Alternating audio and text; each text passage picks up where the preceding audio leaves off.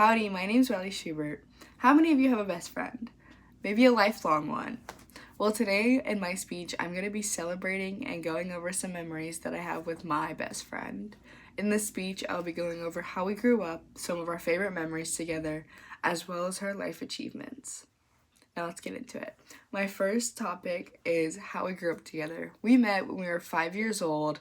We both played softball in a small town called Santa Fe, Texas, for a team called Brats with Bats, which I think kind of described us perfectly. We were more the girls who wanted to go out and play in the mud rather than go and stop and get our hair done and be all cute. We were kind of the tomboys, if you would say. And I think that really kind of bonded us together at first. We continued to play softball growing up. I was a pitcher, she was a catcher, and we were just kind of inseparable. Bowler wrote in When Best Friendships End, he said that approximately 50% of young adults experience friendship breakups across a 6-month period. We disagree with that because over the 15 years or so that we have been friends, we have never gotten a fight that wasn't over food or losing a Fortnite game. I can't imagine fighting with her, and I can't imagine thinking of something stupid enough to start a fight with her. We continued after we quit softball. We started playing tennis together, and we had no experience in tennis. We played in high school against teams who had trained their whole lives for these matches, but due to our competitiveness and our bond, I think we dominated the court pretty well. We ended up winning a couple tournaments throughout high school. Now this leads me to my next topic, which is some of our fondest memories together. So I want to go over some major memories that we have together. Even though we've been friends for our whole lives, these are some of the ones that really stick with me. One of them is going to be Morgan's urgent care visits, which she had 2 within a year. So it was like 2024, and we decided to go fishing right after Hurricane Beryl. And so we go down to Tiki Island, and we cast our reels, and we're not even there for 15 minutes, and Morgan catches a catfish. I'm like, oh, good job. And then I look away for 2 seconds, and all of a sudden I hear, ow! And I'm like, oh my god, like what happened? So catfish have these venomous barbs on their side, and the fish had flopped around and got stuck in Morgan's leg. Yeah, the fish flopped around again, barb comes ripping out, and we're like, okay, what do we do now? And she is in so much pain, which we're not like the type to be like, oh, it hurts. So I knew something was wrong when she was white and she could hardly walk.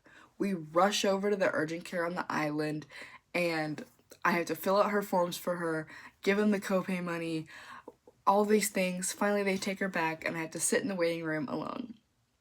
Luckily, she survived, but not even a year later, I get another call from Morgan.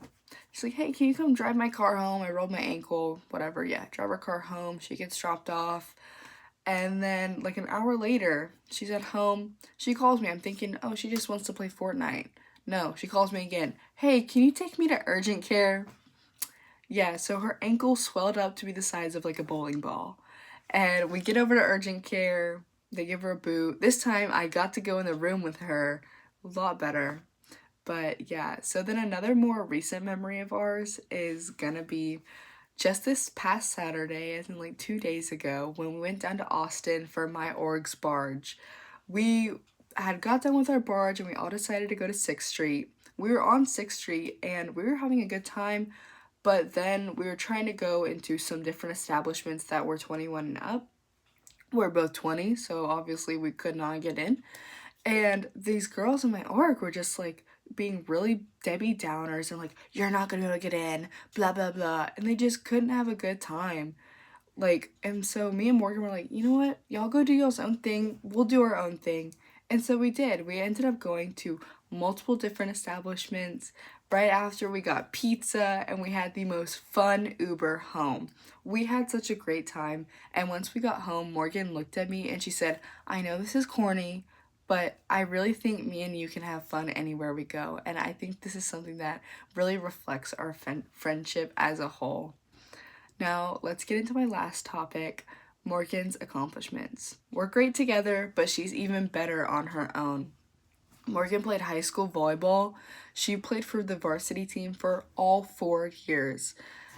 In the Galveston Daily News, Lacombe wrote how she managed 7 kills, 30 assists, 8 digs, and 4 aces, which, if you know anything about volleyball, that for one game is insane.